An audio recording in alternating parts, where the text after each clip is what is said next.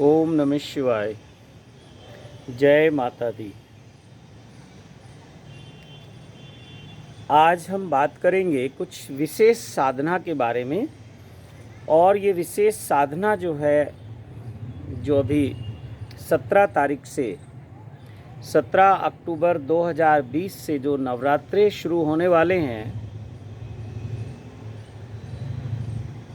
और ये नवरात्रे से लेके आप ऐसा समझ लीजिए कि दिवाली तक, और दिवाली के बाद जो गंगा स्नान जिसको हम बोलते हैं, यानी कि नवंबर की जो पूर्णिमा आएगी, तब तक ये बहुत पावन समय है, बहुत पवित्र समय है और साधना के लिए बहुत ही उपयुक्त समय है, फल देने वाला समय है। इसमें जो साधक हैं, सिद्ध हैं, वो अलग अलग तरह के अनुष्ठान करते हैं। तो आज हम यहाँ बात करेंगे सुख शांति समृद्धि के लिए नवरात्रि का जो अनुष्ठान होगा 9 दिन का, और 10वें दिन इसकी पूर्णाहुति होगी, यानी कि दशहरे के दिन। तो ये साधना बहुत गुप्त साधना है, तो इसको हमने नाम दिया है नवरात्रि की विशेष गुप्त साधना। तो ये गुप्त साधना केवल उन्हीं लोगों को बताई जा सकती है जो लोग इस साधना को, इस नवरात्रि अनुष्ठान को करेंगे। तो ये नवरात्रि का गुप्त अनुष्ठान साधना है ये। तो इसमें 9 दिन का ये अनुष्ठान है, 9 दिन की ये साधना है। और इसमें 2 मंत्र रहेंगे, और ये एक बीज मंत्र रहेगा और एक अनुष्ठान मंत्र रहेगा, और एक इसमें शक्तिपात मंत्र को भी जोड़ा जा सकता है। अभी तक जो आदेश है वो 2 मंत्रों का है। हो सकता है जब ये साधना आपको बताई जाएगी 16 तारीख को, तो 16 तारीख तक, यानी कि आज तारीख हो गई है 13 तारीख है, तो अभी बहुत थोड़े से लोगों को इसमें चांस मिलेगा। पिछले लगभग 15 दिन से मैं प्रयास कर रहा हूँ, ऐसी मेरी इच्छा थी कि इसमें अधिक से अधिक लोग साधना करें, लेकिन महादेवी का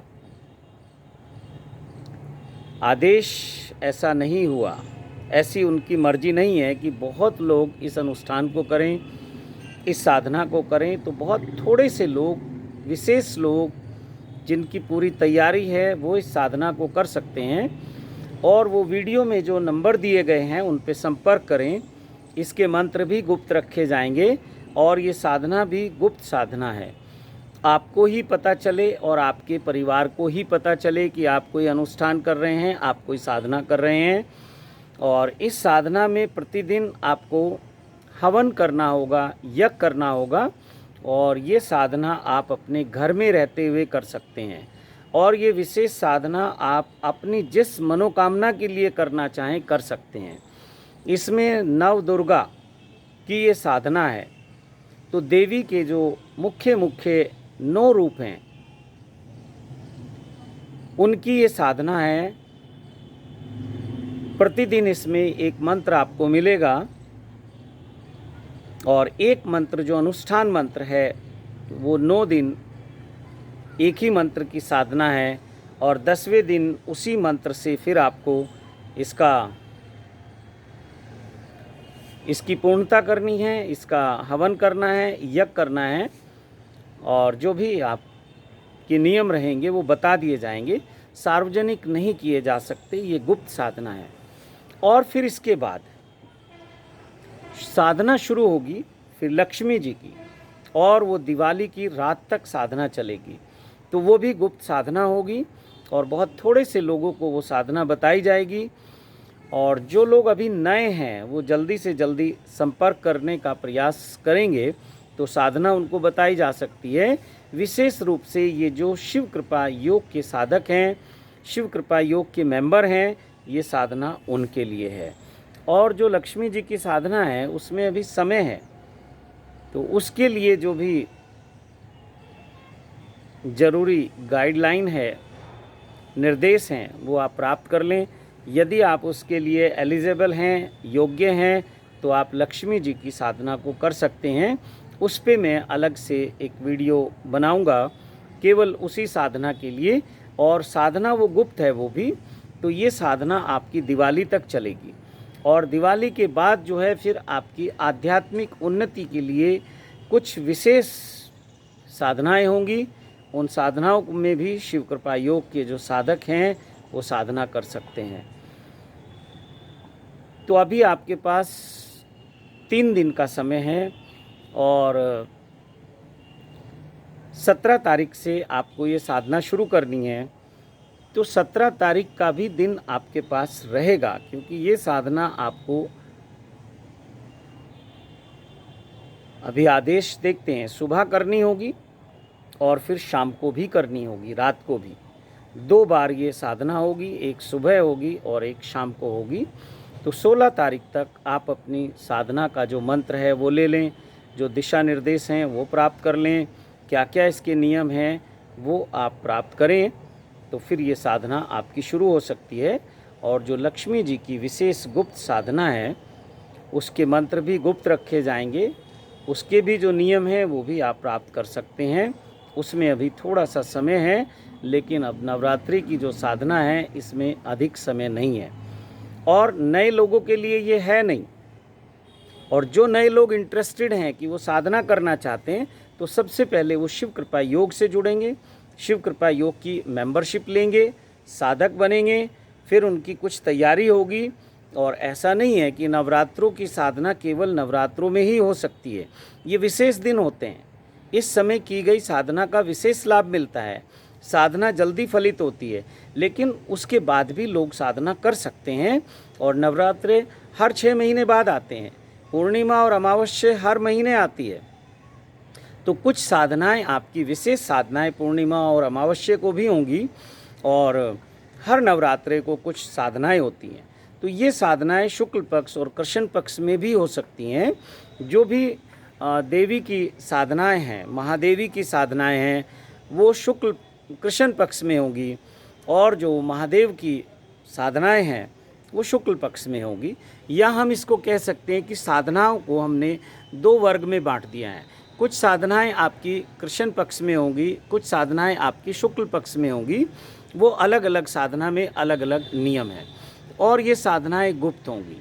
जैसे बहुत सारी साधनाएं मैं सार्वजनिक कर देता हूँ, लेकिन इसके लिए शर्त यही है कि आपको शिव कृपा योग से जुड़ना होगा, और शिव कृपा योग का आपको साधक बनना होगा। और उसके लिए आपके पास शिव कृपा योग की सदस्यता होनी चाहिए, आपका रजिस्ट्रेशन होना चाहिए, और एक बार मैं आपसे फ़ोन पर बात करूंगा, उसके बाद ही आपको साधना से जोड़ा जाएगा। या आपकी क्या मनोकामना है, आप क्या चाहते हैं, उसके अनुसार आपकी साधना शुरू होगी। तो साधनाएं 2 तरह से होती हैं, जैसा मैंने अभी बताया है। एक होती है आध्यात्मिक उन्नति के लिए, और एक होती है सांसारिक उन्नति के लिए। तो सबसे पहले हमें सांसारिक उन्नति को ध्यान में रखते हुए साधना करनी है, क्योंकि अगर हमारा संसार संतुलित है, हमारे जीवन में सुख शांति समृद्धि ऐश्वर्य है, तो फिर रिद्धि सिद्धि, ध्यान समाधि, शिव साक्षात्कार और सत्यम शिवम सुंदरम का मार्ग खुलना या उस मार्ग पे चलना आसान हो जाता है। सबसे पहले हमें अपने जो सांसारिक उन्नति है उसको करना है, क्योंकि हमारे जीवन में कुछ अभाव होते हैं, हमारे जीवन में कुछ मानसिक परेशानियां होती हैं, हमारे जीवन में और तरह तरह की परेशानियां होती हैं। तो उन परेशानियों से मुक्ति पाने के बाद ही हम आध्यात्मिक उन्नति कर पाते हैं। अगर उनसे मुक्ति नहीं हो पाई तो हमारी आध्यात्मिक उन्नति नहीं हो पाती। बहुत लोग जप तप अनुष्ठान करते हैं, ध्यान साधना करते हैं, बहुत लोग गुरु मंत्र की साधना करते हैं, बहुत लोगों ने गुरु बनाए हुए हैं, बहुत लोग मंदिरों में जाते हैं, साधु संतों के पास जाते हैं और तरह तरह के उपाय करते हैं, बहुत सारे लोग ज्योतिष आचार्यों के पास जाते हैं, लेकिन उनको कोई लाभ नहीं होता। और साधना वो कर रहे हैं आध्यात्मिक, और लेकिन उनकी इच्छा है अभी सांसारिक। तो बहुत ईमानदारी से आप इस चीज़ का निर्णय करें कि अभी आपको कौन सी साधना करनी है, सांसारिक या आध्यात्मिक।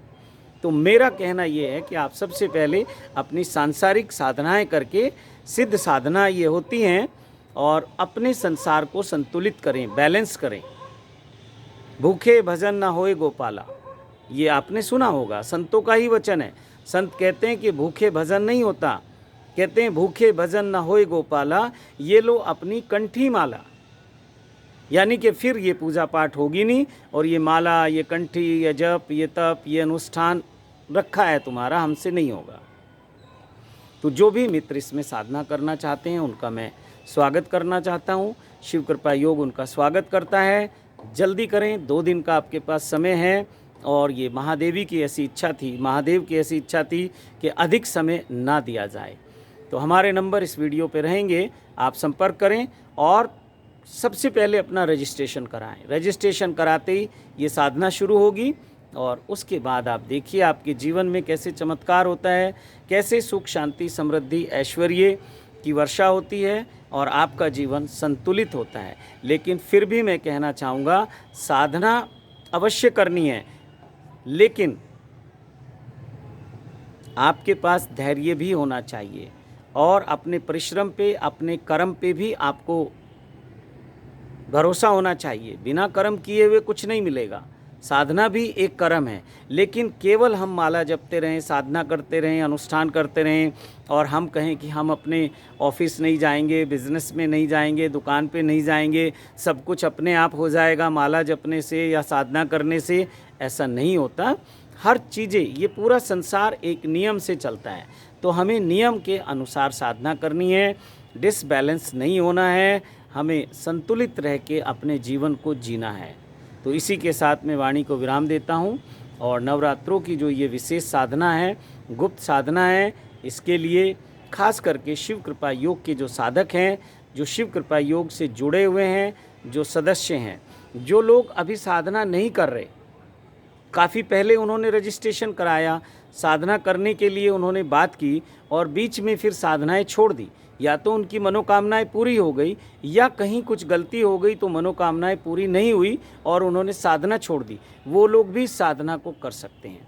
तो जिनका भी रजिस्ट्रेशन है, जो भी शिव कृपा योग के सदस्य हैं, वो एक्टिव मेंबर हैं या नॉन एक्टिव मेंबर हैं, उन सभी का स्वागत है। वो संपर्क करें और उनकी सीधी बात मुझसे करवाई जाएगी। लेकिन अगर आपका रजिस्ट्रेशन है तभी मैं आपसे बात करूंगा।